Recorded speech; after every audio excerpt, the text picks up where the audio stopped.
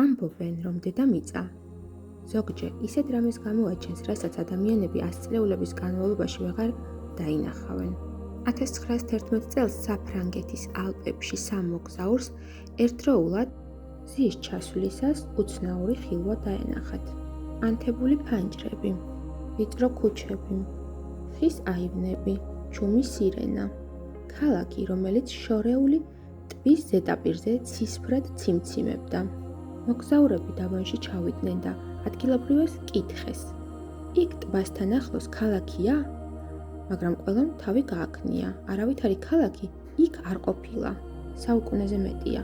ოდესღაც იყო. მაგრამ წყალდიდობის დროს ჩაიძირა. ახლა მხოლოდ ქარისხმა დარჩა. მეორე დღეს ტბასთან დაბრუნდნენ, მაგრამ იქ აღარაფერი ჩანდა, მხოლოდ წყალი და ქვები. აღარც ანთებული ფანჯრები, არც მელანქოლიური ქუჩები, არც ჩუმი სირენა. ერთ-ერთი მგზავრის ჩანაწერებში მოგვიანებით ნახეს.